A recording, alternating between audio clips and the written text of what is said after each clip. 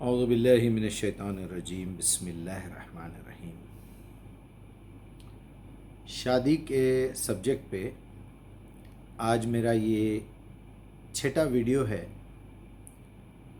کہ آدمی شادی کیوں کرتا ہے، کیوں نبھاتا ہے، بچے کیوں پیدا کرتا ہے، اس کی کیا ضروریات ہے، پھر ایسے حالات کیوں پیدا ہوتے ہیں کہ وہ طلاق پہ آ جاتی ہے نوبت، پھر عورت اگر طلاق لینا چاہے تو کیا سچویشنز ہو سکتی ہیں، مرد طلاق دینا چاہے تو کیا سچویشن ہوتی ہے۔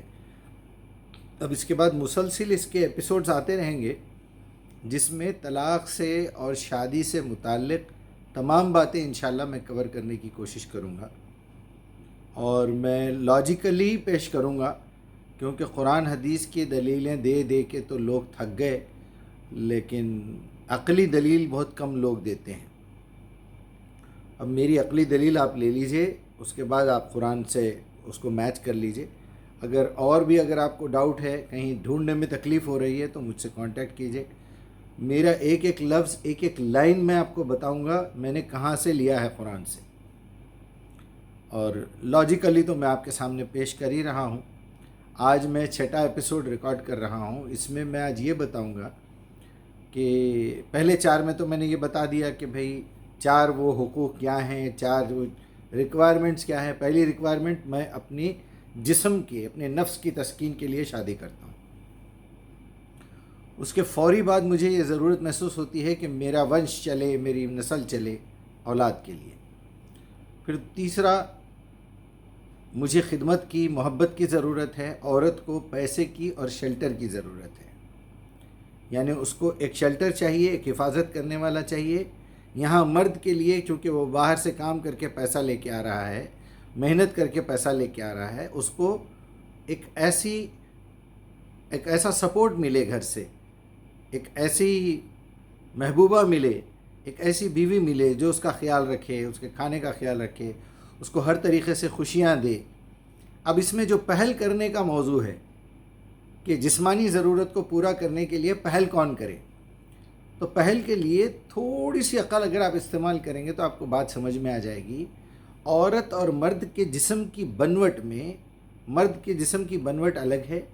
مرد کو باضابطہ اپنے جسمانی پارٹس کو تیار کرنا پڑتا ہے دونوں کے ملنے کے لیے۔ عورت کو کسی چیز کے تیار کرنے کی ضرورت نہیں پڑتی۔ وہ بیمار ہے، وہ بے ہوش ہے، وہ مر چکی ہے، کوئی بھی آدمی اس کے ساتھ اپنی جسمانی ضرورت پوری کر لے گا، یہاں تک کہ اس کا زندہ ہونا بھی ضروری نہیں ہے۔ آپ نے دیکھا ہوگا کئی جو ہے عورتوں کی لاشوں کے ساتھ لوگ جو ہے زنا کر لیتے ہیں، لیکن مرد آدمی کا معاملہ ایسا نہیں ہے۔ مرد آدمی کا موڈ خراب ہو جائے تو وہ ملنے کے قابل نہیں رہتا، مرد آدمی بیمار ہو جائے تو وہ عورت کا حق ادا کرنے کے قابل نہیں ہو سکتا۔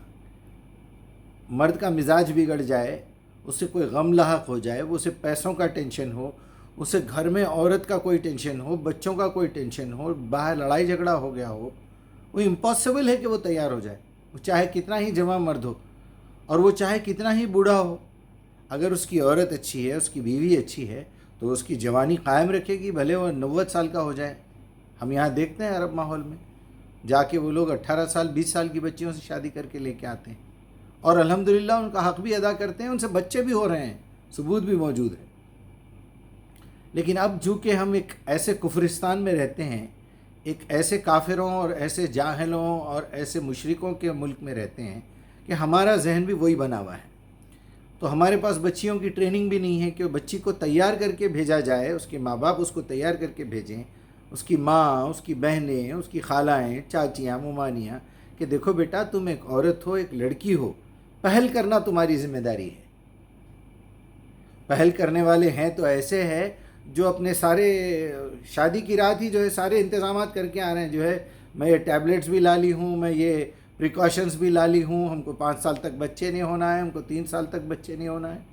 وہ دیکھ کے ڈرا ہوا ہے بیچارہ کہ یہ نئی دلہن ہے یا تجربے کار ہے 3-4 شوہروں سے۔ تو پہلے وہ ساری بات چیت کو ڈسکس کرنا چاہیے، اتنی تمیز تو ہمارے لوگوں میں ہے نہیں۔ تو یہ پورا سیٹ اپ یہ سب بتانا چاہیے۔ اب یہ جو میری ویڈیوز ہیں، آپ اپنے بچیوں کی شادی کرنے سے پہلے، لڑکوں کی شادی کرنے سے پہلے یہ دیکھیے، یہ ویڈیوز شیئر کریے۔ اگر کسی کی شادی ہو رہی ہے تو یہ والیومز 10 منٹ 15 منٹ کے والیومز ہوں گے زیادہ سے زیادہ. اگر آپ ایک ہفتے میں بھی دیکھنا چاہیں تو یہ پورے دیکھ سکتے ہیں. ایٹ لیسٹ ان کو ٹریننگ تو ملے گی. ایٹ لیسٹ آپ بیٹھ کے ایک ایگریمنٹ تو بنا سکتے ہیں کہ دیکھیے اگر آپ کی بیٹی میرے اس حق کو ادا کرنے میں ناکام رہی تو میں اسے طلاق دے دوں گا. لڑکی یہ لکھے کہ اگر آپ میرا جسمانی حق ادا نہیں کر سکے تو میں آپ سے خلا لے لوں گی. تو آپ ابھی سے سائن کریے، میں خلا دینے تیار ہوں. اگر مجھے آپ سے اولاد نہیں ہوئی، اگر یہ لکھے آپ سے اولاد نہیں ہوئی، اور یہ لکھے کہ میں پورا خرچہ میں اٹھاؤں گا، اب وہ لکھے کہ اگر آپ خرچہ نہیں اٹھا سکے تو میں خلا لے لوں گی. پھر آپ بھی لکھوا لیجئے کہ میں آپ کے علاوہ دوسری تیسری چوتھی شادی بھی کروں گا. آپ کو منظور ہے تو شادی ہو، نہ ہو تو خدا حافظ جائیے. یہ ہے ہمت ہم لوگوں میں. پھر دونوں کا میڈیکل ٹیسٹ ہونا چاہیے، دونوں صاف صاف گفتگو کریں، صاف صاف بات کریں. ایک نئی زندگی شروع ہو رہی ہے، ایک اولاد آپ کے ذریعے سے دنیا میں جنم لینے والی ہے. اس کی زندگیوں کو برباد مت کیجیے. دنیا بھر کی فلمیں بن چکی ہیں ایسی، جوانی کے جوش میں شادی ہو رہی، لوگوں کو دکھاوے کے لیے شادی ہو رہی. وہ فلاں بڑی ہستی ہے، ان کا بیٹا ہے، وہ فلاں بڑی ہستی کی بیٹی ہے. ارے وہ دونوں کی مرضی تو پوچھو، وہ دونوں کا کمبینیشن تو چیک کرو، وہ دونوں کا عقیدہ تو چیک کرو. اللہ نے کھلے الفاظ میں لکھ دیا قرآن میں کہ ایک مومن کی شادی ایک مشرکہ سے نہیں ہو سکتی. ایک مومنہ عورت کی شادی ایک مشرک آدمی سے نہیں ہونا چاہیے. زندگی بھر تمہارا رونا چلتا رہے گا. تو کم سے کم یہ تو دیکھ لیجئے کہ وہ مسلمان بھی ہے یا نہیں ہے. اس سے پہلے خود اپنے آپ کو آئینے میں ٹھہر کے دیکھ لیجئے میں بھی مسلمان ہوں یا نہیں ہوں.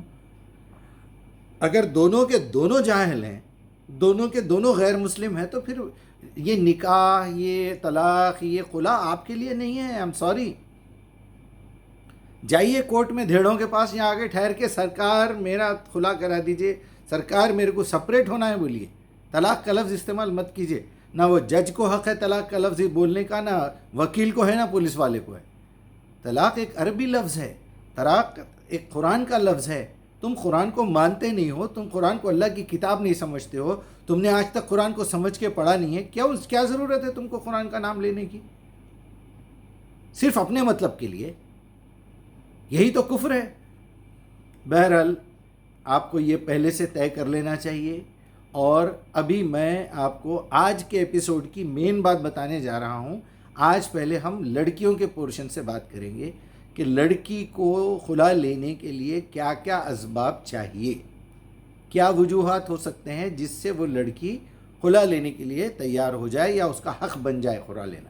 خلا لینا کوئی گناہ نہیں ہے، طلاق دینا کوئی گناہ نہیں ہے، لیکن اس کو نکاح میں رکھ کے اس کی جاسوسی کرنا، اس کو نکاح میں رکھ کے ٹارچر کرنا، بیوی کو پیسے نہیں دینا، اس کو کام پہ بھیجنا، اس کو جو ہے نوکری کرو بولنا، اس کو بولنا باپ کے پاس سے پیسہ لے کے آ، اس کو بولنا بھائی کے پاس سے پیسہ لے کے آ، یہ کفر ہے.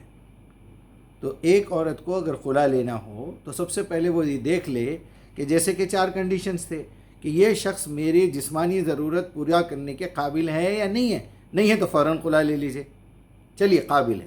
دوسرا، بچہ پیدا کرنے کے قابل ہے نہیں ہے. شادی ہوئے اتنا برس ہو گئے وہ بچے نہیں ہو رہے ہیں، مجھے خواہش ہے بچوں کی، وہ شخص بچے نہیں پیدا کر سک رہا ہے. جا کے ٹیسٹ کروائیے، علاج کروا کے دیکھ لیجئے 6 مہینے سال بھر. نہیں ہو سک رہا خلا لے لیجئے بہترین طریقے سے. دونوں میں ہمیشہ اچھی ملاقات بھی رہے، سلام علیک بھی رہے، یہ بھی رہے. ہاں بھائی آپ الگ ہونے کی کیا وجہ تھی؟ جی ہمارے میچنگ نہیں ہو رہی تھی کسی وجہ سے. وہ اس کو بدنام نہ کرے یا اس کو بدنام نہ کرے کہ بھائی ٹھیک ہے ہم نے یہ وعدہ کیا تھا کہ ان کنڈیشنز کے اوپر ہمارا رشتہ رہے گا اور ان کنڈیشنز پہ ہمارا رشتہ ٹوٹ جائے گا، ختم.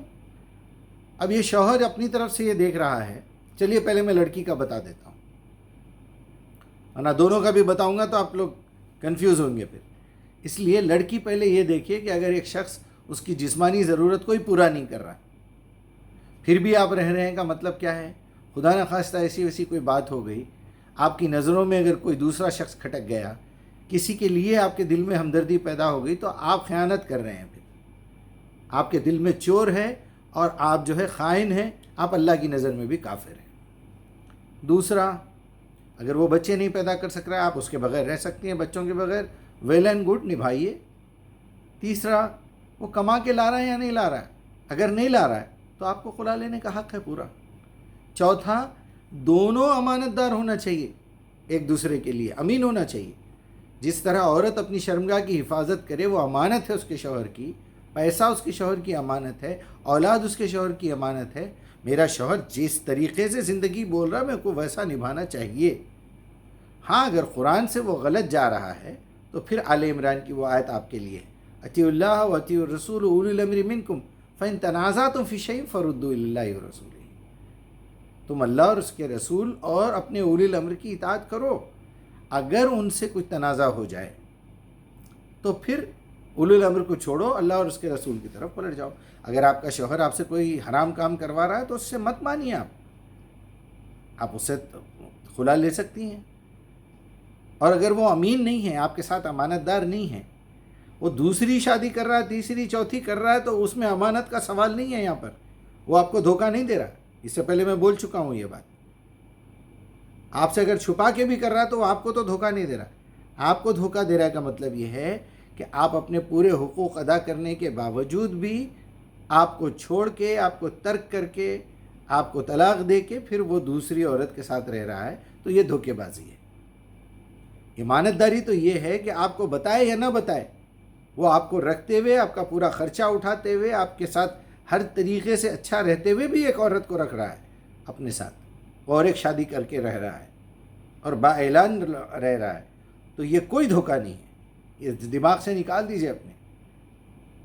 یہ ہماری افسوس کے ساتھ ان بہنوں کے دماغوں میں بیٹھا ہوا ہے، خاص طور پہ ہندوستان، پاکستان اور بنگلہ دیش کے.